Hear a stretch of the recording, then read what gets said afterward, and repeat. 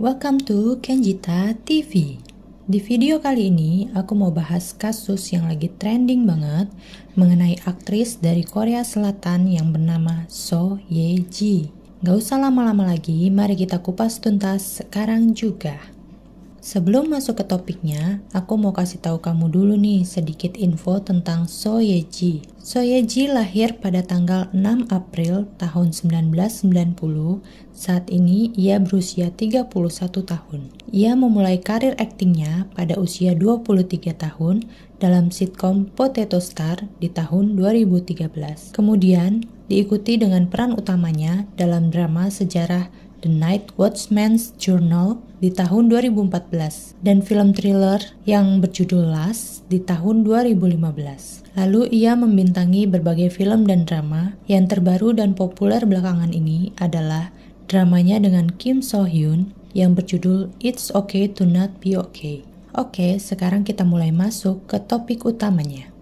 Jadi, belum lama ini, aktris So Ye Ji ramai diperbincangkan karena beredar isi chatnya dengan aktor Kim Jong Hyun saat mereka berpacaran dulu. Artikel tersebut dirilis oleh Dispatch pada tanggal 12 April 2021 lalu. Kim Jong Hyun adalah aktor yang bermain drama yang booming banget tuh yang judulnya Mr. Queen bareng sama Shin Hye Sun. Yang menjadi sorotan utama dalam hal ini adalah aktor Kim Jong Hyun yang pada saat itu membintangi melodrama Time bersama lawan mainnya So Hyun SNSD di tahun 2018 terkesan tidak ramah dan tidak berusaha membangun chemistry yang dibutuhkan dalam memerankan sebuah drama romantis. Kim Jong Hyun bahkan terang-terangan menyatakan bahwa ia tidak mau ada adegan romantis dan kontak fisik dengan lawan mainnya. Malahan, sampai minta skrip dirubah, jangan sampai ada adegan romantisnya. Alhasil karena Kim Jong Hyun kekeh minta diganti skripnya, ya banyak perubahan di naskah dan alur ceritanya. Ada sekitar 13 adegan yang harusnya ada adegan kontak fisik yang akhirnya diubah. Salah satu contohnya waktu pernikahan Suho yang diperanin sama Kim Jong Hyun dan Ji Hyun yang diperanin sama So Hyun menikah. Harusnya kan pas jalan mereka gandengan tangan. Nah ini jalan masing-masing aja gitu. Buat yang mau tahu isi chatnya kurang lebih kayak gini nih. Kim Kaku, singkirkan semua kontak fisik. Tentu saja, kenapa kamu tidak memberitahu apa saja yang kamu lakukan hari ini? Hari ini aku tidak menyapa anggota staf wanita. Aku sangat kaku dengan orang lain. Aku menjelaskan kepada Direktur Jang bahwa aku tidak akan melakukan adegan percintaan. Haha, oke, tetap bersikap kaku. Naskah untuk episode 9 sudah selesai, tapi kupikir itu perlu diubah seluruhnya. Lakukan perubahan dengan baik. Hanya kamu yang bisa menyentuh tanganku. Bersikaplah kaku apapun yang kamu lakukan. Pastikan semuanya diubah dengan baik.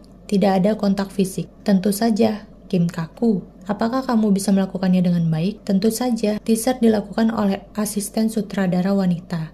Dan aku bersikap kaku. Aku bahkan tidak melakukan kontak mata dengan wanita. Ubah semuanya dengan baik, sehingga tidak ada romansa dan tidak ada kontak fisik. So Jo Hyun, nama asli So Hyun, sedang syuting. Jadi hanya kami laki-laki yang sedang berbicara sekarang. Aku baru saja meminta Direktur Jang untuk menghapus semua adegan percintaan. Aku mengatakannya secara logis. Bagaimana kamu menyapa staf? Aku tidak menyapa mereka semua. Sambil mengirim video yang diambil di set. Kamu berhak tidak menyapa staf. Jika mereka menyapa kamu lebih dulu, kamu hanya perlu menanggapi dengan kaku. Suasana hatiku sedang buruk sekarang. Kirimkan video tentang situasi saat ini. Mengirim video yang diambil di lokasi syuting. Tampaknya video yang kamu kirimkan kepadaku tidak diambil di lokasi syuting. Sudah di set, itu ada di dalam studio. Aku terus melihat naskah, aku tidak melakukan apapun. Pastikan ada perubahan agar tidak ada adegan romantis. Kamu senang karena aku, bukan? Jadi, kamu harus membuatku lebih bahagia. Aku akan melihat naskah. Oke, buat perubahan yang baik. Kontak fisik, adegan romantis asmara, tidak. Tentu saja, seorang anggota staf di lokasi syuting waktu itu bilang, Kim Jong Hyun terus meminta perubahan dalam naskah di lokasi syuting. Dia menekankan pentingnya cinta platonis dan meminta agar semua kontak fisik tidak dilakukan. Jika segala sesuatunya tidak berjalan sesuai keinginannya, dia akan tiba-tiba berlari keluar dan mulai tersedak. Menurut Dispatch, para staf pada awalnya mengkhawatirkan Kim Jong Hyun, tapi mereka kemudian menjadi curiga ketika Kim Jong Hyun terlihat mengecek mengecek ponselnya setiap saat.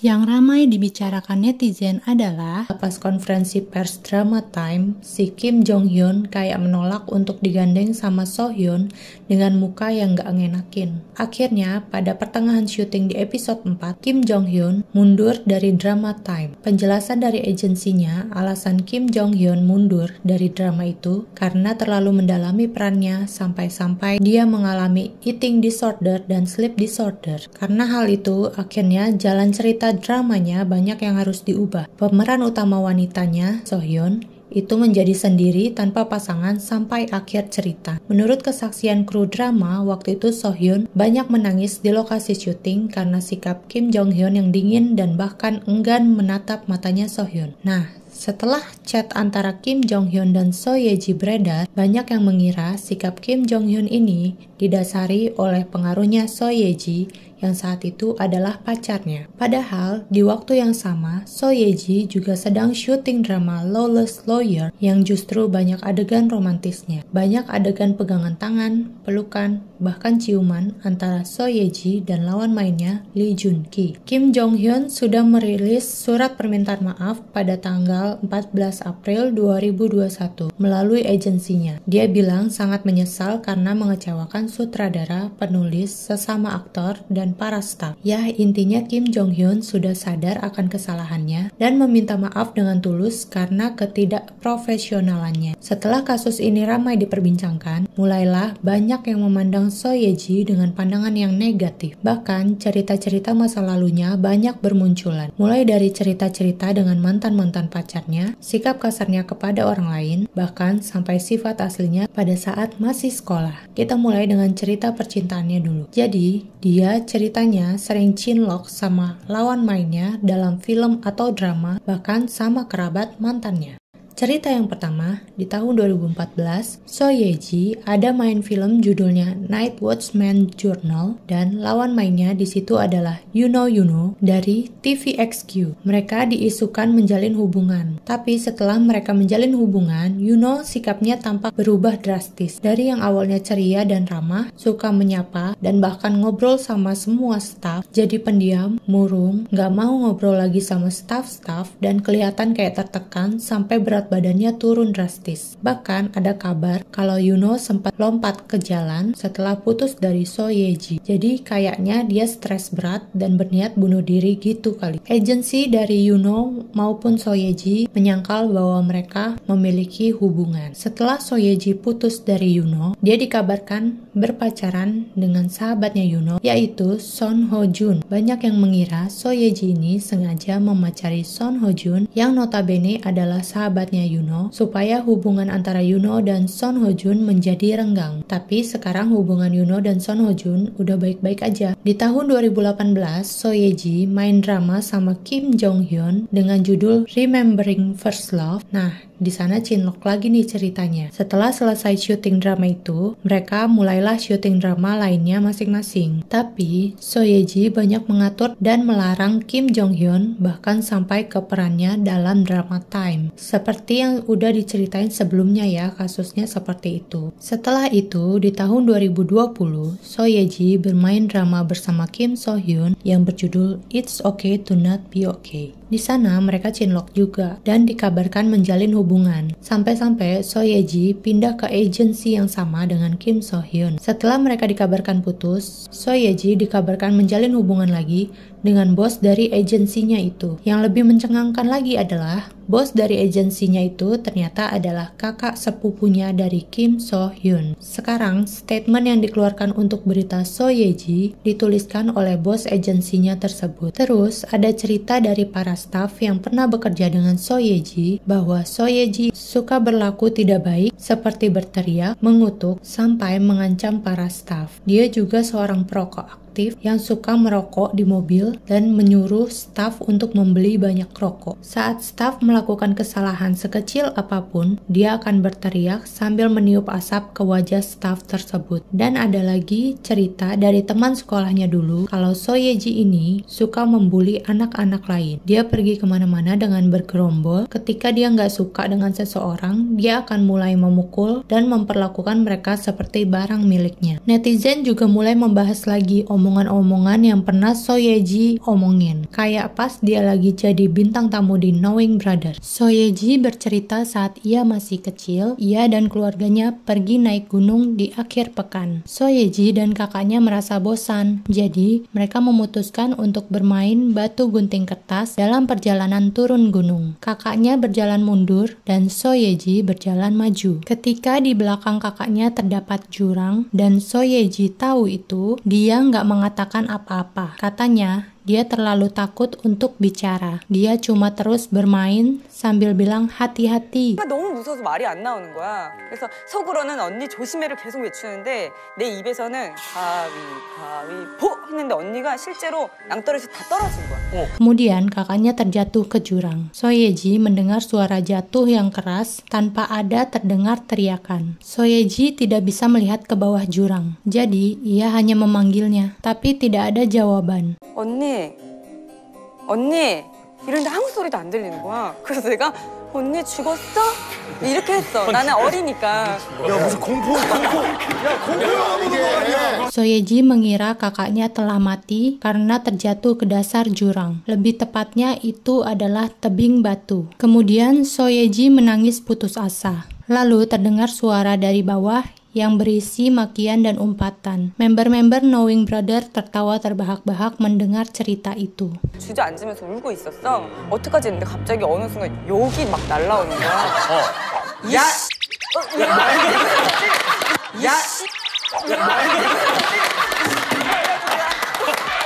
Dulu orang nganggapnya cerita ini lucu, tapi setelah tahu kepribadian aslinya, orang-orang jadi malah gimana gitu kesannya. Terus, So Ye-ji ada main di film Another Way, pas syuting adegan mengemudi dalam keadaan mabuk. So Ye-ji sengaja mengemudi melewati batas, tapi ada bis yang tiba-tiba muncul. So Ye-ji dan lawan mainnya Kim Jae-wook hampir banget mengalami kecelakaan. Saat itu, lawan mainnya Kim Jae-wook dan sutradaranya kaget banget. Setelah ngerem, si So Ye-ji malah ketawa. Dia justru merasa senang udah buat lawan mainnya dan si sutradara kaget. Terus pada suatu wawancara dia pernah bilang kalau dia pengen pakai rok pendek untuk memperlihatkan kaki cantiknya, tapi di waktu yang bersamaan juga dia pengen dilarang sama pacarnya buat pakai rok pendek. Kalau benar rumor yang beredar ini, berarti karakternya dalam drama It's Okay to Not Be Okay itu memang mencerminkan sifat aslinya dia dong ya. Pintar banget ini sutradara nyari pemain.